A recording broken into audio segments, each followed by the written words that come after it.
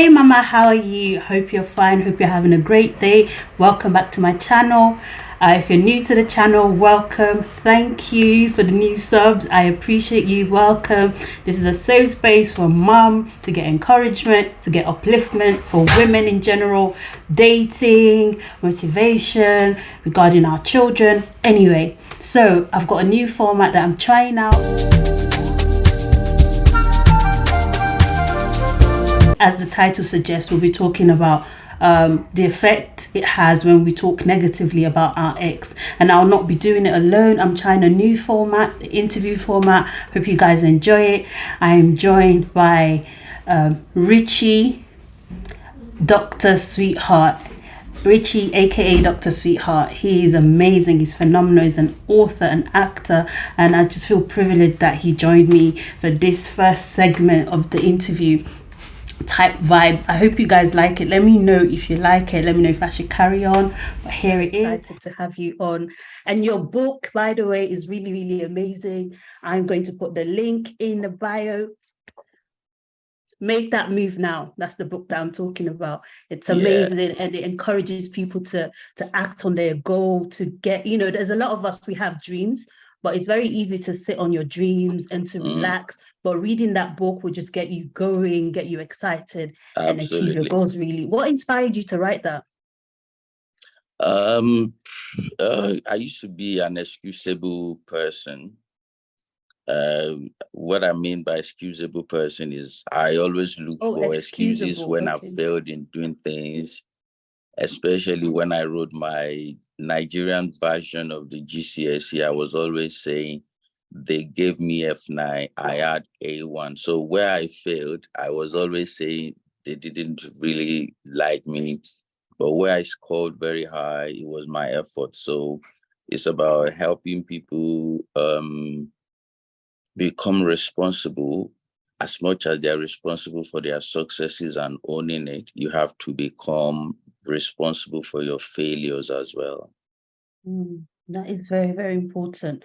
It's very important for us to own our failures. It's very easy to own the successes, obviously, which leads nicely into what we're going to talk about today, which is talking about your ex in a bad light. Okay, of course, when a relationship is almost like a failure. Some people will see it as a failure when it goes wrong. Okay, so you talked previously about owning our mistakes.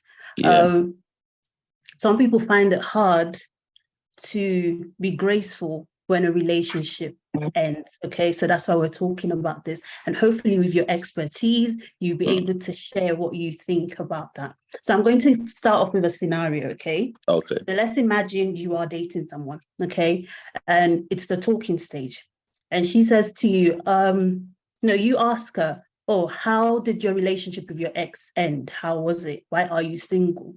So she goes, oh, okay, that's my opportunity to let this man know all the evil that was done to me so that I can play victim more or less. So she starts to share, right?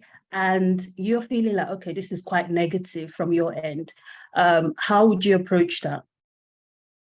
For me, I'm going to listen. One, what people say about things is a revelation of their stance on that thing. So let's go out of relationship first. If I talk about the team I support, you can know if I'm passionate about it or I am not bothered. But then the twist in relationship is if you talk badly, if a woman or a man talks badly while you are on a talking stage, so talking badly about an ex, it's a serious red flag. The attachment still existing. That's straightforward. Okay. People break up in relationship, to be honest, but then it's not an easy stage to be. Do you understand? It's not an easy stage to be. I've been there myself. But then when you're still saying negative things, then you're still feeling the hurt. You are not healed yet. Yeah, okay. it's good. it's good that it's a revelation to say, okay, you're still not healed. Then if I was the person, I'm going to, at the end of the talking stage, I'm going to ask you, the girl, for instance, because I'm a guy, I'll say, you need healing. You need healing. Okay. But what if, in this case, she feels like she is letting you know her truth? You know, when people share negative aspects of an ex, they feel like they're sharing the truth of the situation. So you know how they were treated. So what if they're not No. making it up? They're just trying to express how the relationship was. Yeah, because your topic was saying talking negatively. There's a way you can talk negative things and it wouldn't even be negative. Okay, so how would you advise that? How, in a case where they have something bad to say, and it's not because they're trying to make the person look bad, it's because they experienced something bad with the ex. Yes, it should rather be topical than character-wise. And I will explain what I mean topical.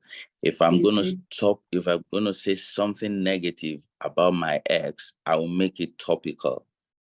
I will say something particular about topic. I'm not going to say, oh, she was a witch, she was that. You have to make it. So no then name you need calling. to address. Yeah, you need to address a topic. Don't just say he's mad, he's wicked. Then if you're saying that, that's negative. But if you say he doesn't share things, he doesn't buy gifts, you're being topical. Okay. You see the difference now? Fair enough. Yes. He doesn't remember my birthday. You're making it specific than generalizing, and the tempo. Yeah, he's forgetful. He's an idiot. Yeah, the tempo at which you're talking about it will be able to show if it's negative and if you're still hurting. But if you're topical about what you're saying, then or particular, yeah, that's it. Okay. Some people actually say rather than talk about your ex when you're asked what happened, just to be general, just to say things like, oh, we didn't work out, we grew apart, just to be vague, so that in case you do share negative things, the new partner, so to speak, will not use that against you. Exactly. That's what I'm saying. You have to make it topical. Because you're saying that because you want your supposed or intended girlfriend or boyfriend to know what you have rejected so that he doesn't come and, write the same script for you. Exactly. But then how can you then, as a new, maybe you're new to dating, for example, yeah, how can you safeguard yourself, or how can you look out for people who listen to you, right? Who listen to the past hurt that you've gone through so that they can repeat the same scripts for you, as you mentioned. What can you look out for? Yeah. Of course, there's no way to know 100%.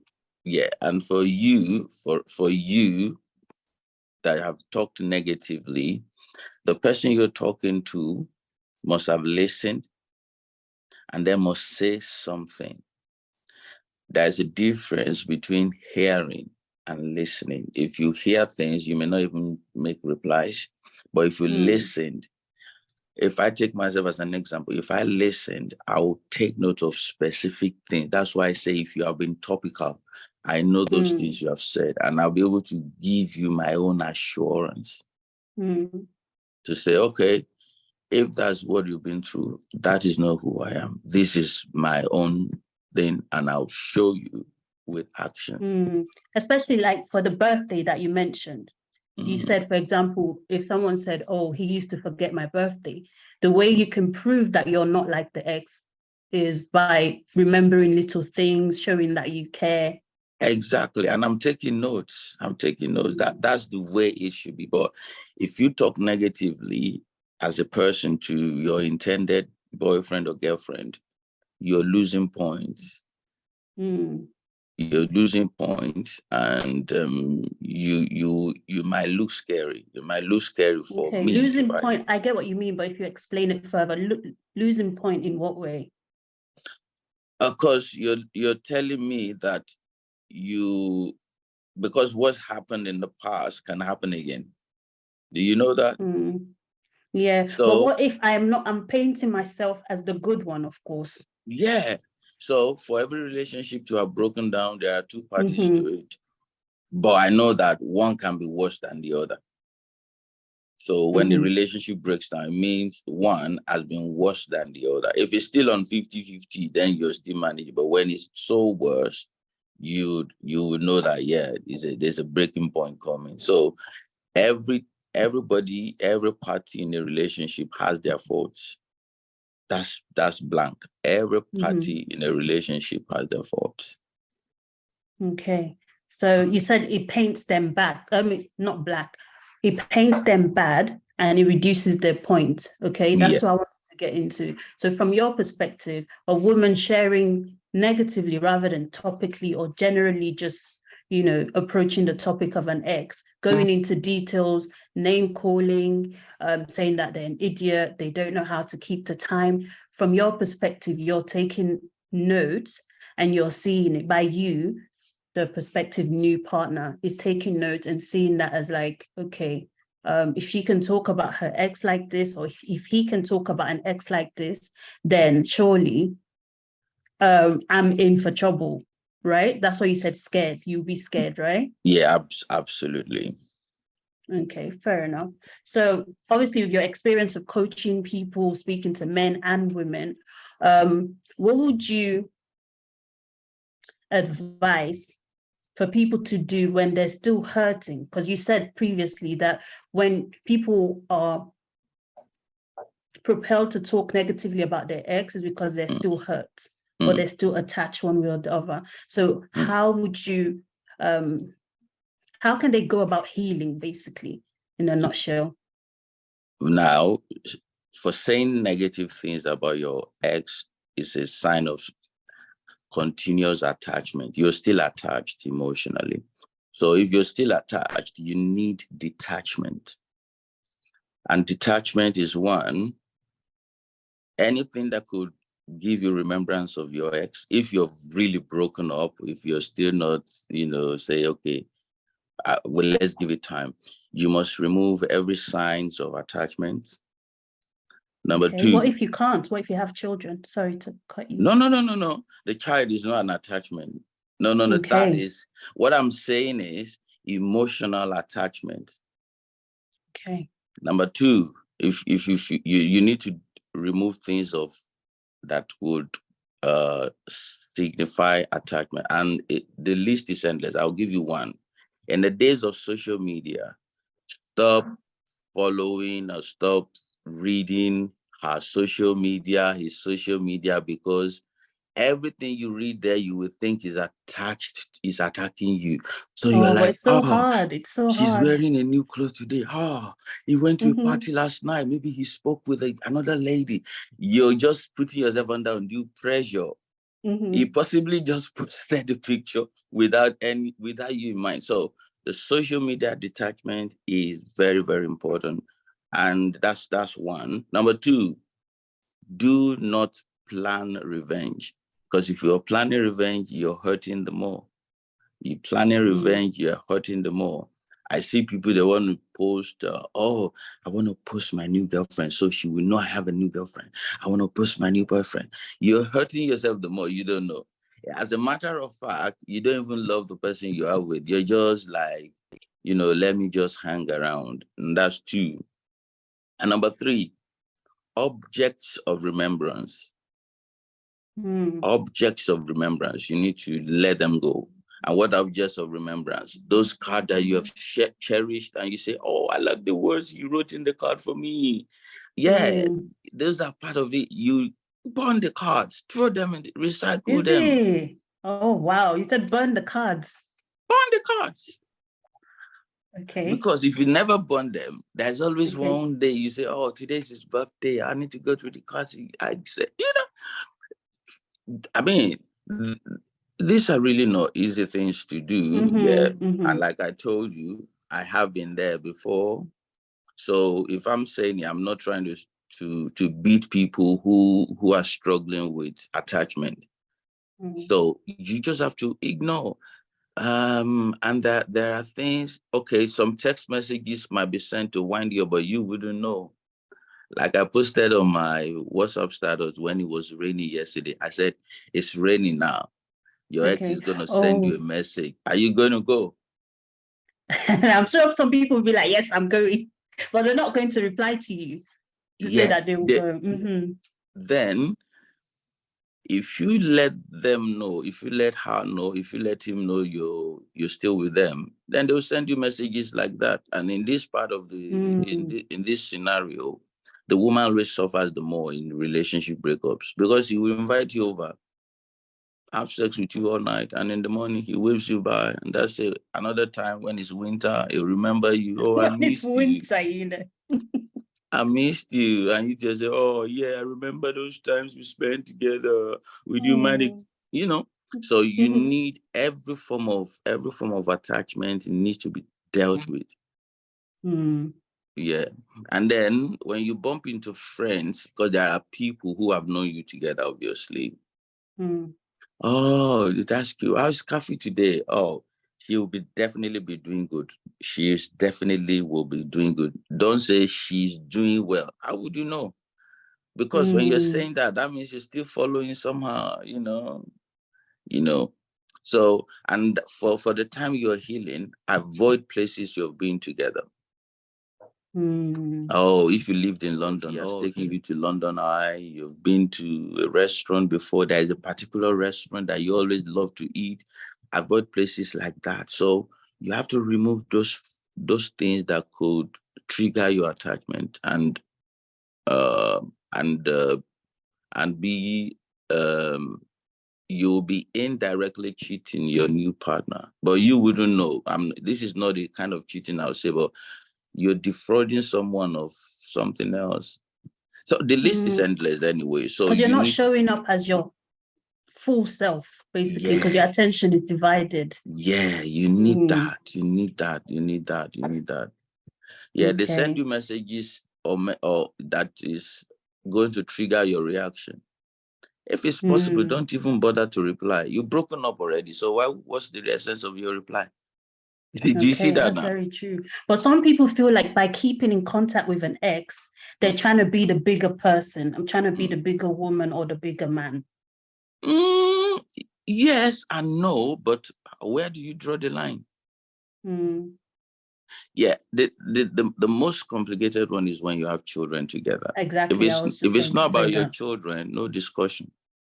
But initially, even when children are involved, the person with the feelings, because your feelings do not just switch off as soon as you decide to get a divorce or break up, the feelings will still be there. So depending on the person that still has more feelings, okay, so we have women that use their children as an excuse. So I'll be like, oh, if I call Richard today, let me tell him that, oh, the kids need shoes, so I'll get to speak to him, and then slowly I can start saying, oh, remember when you took me to, that restaurant, the kids, they miss you, and slowly, hopefully, try to get myself back in there. Okay, you see, in relationship, there's a place that is called a place of limbo. That's a place when you don't know whether you are in or whether you are out. But a lot of people have broken their relationship, but they're still in the limbo. Okay. They are not giving the new person the chance, and they haven't let the old person go. Okay. So it's best to let the old person go, do some healing before you move on to a new person. Yeah, because it is a process. But in the process, you go through where you get into a limbo. So, yeah. So for all those who are in limbo, it's fine. It's okay. You've been there yourself. I've been there myself. So we are not judging. We're just saying, if you are in limbo, do not be hard on yourself. Okay? No, you're going to be there. There is no way you won't be there. And then what tips you from being in limbo to being on the right side of healing? It's just, I'll say, refurbish yourself. Reinvent yourself. Yeah, reinvent yourself, refurbish yourself, set new goals for yourself. Then you need to now say, okay, because you've seen this in the old relationship, the next person I'm going to don't say must have, must be able to give me attention, must be able to. So that's a situation where you're going to reinvent yourself. Then you need to develop yourself as well. Because when a relationship is broken down, both people are growing. They are growing separately.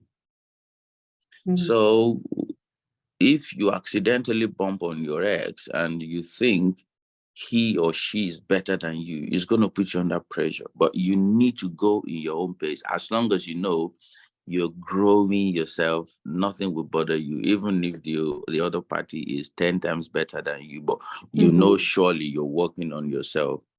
The times of loneliness is when you can write journals. Mm. You can write journal, you know.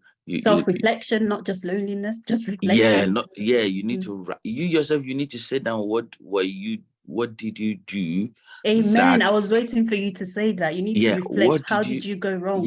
what did you do that made this person? Because sometimes in a relationship is filled with compromise daily compromise. That is when you're going to know that you have compromised too much, that in the end you are the only compromiser. Because you have tried to please the other person at the expense of your own individuality. So that's when people say, and I'll say it this way, they say, I'm not taking shit anymore. They're not saying something bad. They're just saying, I'm not going to entertain. I'm not going to do those things I did before in the name of I was pleasing him, I was pleasing her. Exactly. So by assessing yourself, right, knowing whether you were people pleasing, knowing whether you were being a doormat because you just maybe were desperate and you were thinking, if I let this guy go, who would want me? Or if I let this woman go, my dream woman, or I'm getting older or whatever, nobody else would want me. Okay. So you've assessed that. Okay, because it's one thing to say, I won't take this from any man. Okay, I will never allow any man to treat me like my ex treated me, or any woman to treat me like my ex treated me. But it's important to write down and look inwards, as what you were saying, to look inwards and decipher how you went wrong and how you could have been better. Because it's one thing for people to use you and abuse you. It's human nature. It's not because they were bad. No matter how you are a nice man, I see you as a nice man, a kind-hearted man. But if a woman was to present herself as like, oh, I will do anything for you, I'm ready to please you 247, I will, you are bound to take advantage of such a woman, right? It's not because you're a bad person, it's because naturally when people do too much, they are bound to be taken advantage of. People will never change when you know that you have tolerated them. Yes. People will try your tolerance. And then setting boundaries is you being able to say no or yes. Because people don't know what is called boundaries when you say set boundaries. What you cannot take, let your partner, your boyfriend, your wife, your husband know this you cannot take. Yeah, we were in love, but this is a no for me. But this is a yes. When you set boundaries, it doesn't mean you are harsh. It doesn't mean you are a wicked man or you're a wicked lady. You're just trying to find a better midpoint so that going forward, you know what you shouldn't step into. It helps a lot of people. It helps people even in the office, even not even in relationship. Boundaries so you need really to have help boundaries. people. Exactly. And boundaries, let your no be no, let your yes be yes. Because you were mentioning that there are people that try to test your boundaries. Okay. Yeah. So if you say, oh, I won't drink or I won't do this, okay, they will try to test that. And it's important for you to stand in your boundary or in the rules that you've set for yourself. Would you agree with that? Yes, exactly. Okay, so that's very, very important. Set boundaries. In order not to talk negatively, you've said to us today that we should first, right, assess ourselves, know who we are, know how we went wrong. Healing is very important when it comes to maybe generally talking negatively about the ex. Healing comes in form of detaching yourself from them if you can, by way of removing yourself from their social media, distancing yourself. Obviously, if you have children, limiting the conversation to just the children, not anything else, okay? and healing yourself, surrounding yourself with positive people who can encourage you, right? Yeah. Is there anything you want to add? Is there any more you want to add? Yes. Finally, the trash talk could be to your advantage or disadvantage. Okay. So I would rather, like, even if it's you can't find anything positive, just say positive thing about him, about her, and just forget about it. Lock the door. Okay. It is easy to find fault in people. Every one of us, we have faults every day. It is very easy to find fault in people. Rather than look for fault, look for the positives in them, and that will override their negative or their error or their mistake. Because it's the positives that will make you love someone, that will continue to endear them to you. Look for what they're good in, look for what you like in them, and pursue it. Okay, so we were addressing, basically talking negatively about an ex to a new partner. I also, before we end, I just want to touch about talking negatively to family members, especially children. Can you touch on that? So because your husband left you, speaking negatively about the children or speaking negatively about your ex-wife, please help us to talk about that. If you talk negatively about, maybe if you have children together or you've been married, what they're going to say is, we told you. So talking negatively to your family member is going to hurt you the more, because they will tell you, we told you. It's possible they have told you when you were dating that we don't think it's right for you, which is normal for people to say, but don't go to them saying the negative things. They will always say, we told you, and it will be hurt the more. Okay. What about then the children? For children, you're building children. You would think you're talking negatively, especially women are guilty of this most. They're going to be saying bad things. No, not all women anyway. They're going to be saying, oh, your dad is that, is that. I'm telling you, in the end, the boy or the girl will love the dad and will hold you because of those bad things you've told them. You don't know. They wouldn't mind. But if they're lies, right? If you're making up lies about them. No, even if it is the truth. Even if they're true. Even if it is the truth, don't expose their father to them. They will never like you for that. They might like you now, but the day they will when they grow up, because they'll be older enough, they would get to the point where they themselves are in relationship. So they would have better understanding. And they'll be saying, oh, my mom prevented us from seeing our dad. My mom stopped us. And they will come now to hate the woman and then love the man. So, or vice versa. And again, it affects their self-esteem. You might be destroying someone who will want to be married tomorrow. Yeah. You might be destroying someone who will be saying men are not worth it.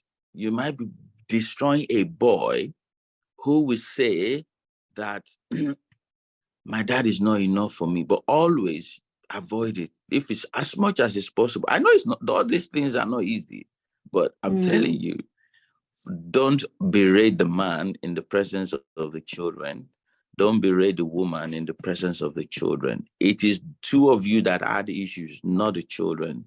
Although when relationship breaks down that involve kids, the kids could suffer a little bit, if not too much. That's on the final. We should not make it. We should not compound their troubles or their struggles by not letting them know the negative side of one parent, because in time they will grow to see mommy for themselves, who she is and daddy for who he is, right? Yeah. That's it. Thank you so much for that. And in terms of your book, where people can find you, I'll put everything in the link below. But if you just want to share a particular project that you've got coming up that you want people to support. Okay. First of all, if you want to get my book, Make That Move Now, I wrote the book to help people add action to their goals. And if you get that book, I tell you, it's a money back guarantee. It's a bestseller. If it doesn't hit you, I'll give you back your money. You can read the book within 90 minutes and 120 minutes. Depends on how fast you're a reader. Nowadays, people don't write books 700 pages, 300 pages. But you can actually, on a train from the start of your journey to the end, you can read half of it. When you're coming back in the evening, you can finish. So it's about helping people start the next phase of their lives. It's about helping people make right decisions. It's about making people become responsible. I'm talking per chapter now. It's about 9 chapters. And then okay, so you're there breaking are down the some coaching chapters. questions at the end that you would answer, and if you get the book, you're qualified to reach out to me for a free 30 minutes consultation on coaching on any area of your life. Life coaching, not counseling, because there's a difference between life coaching and counseling. Life coaching is asking you questions and helping you discover things that you never know, seeing your blind points. And every discussion you have with me is confidential and non-judgmental. It's signed. And I'm putting up back together my podcast, which is Dr. Sweetheart Podcast. I put it off for some time, but right now, this week, I'm in the process of recording issues like red flag to see, to avoid. When you see these signs, this is what it means. And you see, so they're Yes, just, Dr. Sweetheart Podcast. Definitely watch out for your girl there. I'll be on there very soon. So yeah, definitely you need to be it's on on that podcast. Spotify. Spotify, Anchor, wherever good podcasts are being heard, you need to really go there and have a listen. I've listened to a few and I'm very, very intrigued. It's a good one. So that's why I feel so honored to have you here. Your time means so, so much. Thank you so much, Dr. Sweetheart Podcast. That's the place to be. I'll put the link because definitely you need to listen to a few episodes. This man that we have here, the wealth of wisdom that he has, he is amazing, amazing, amazing. I'll put all the link there. Thank you so much. Thank you Honestly. for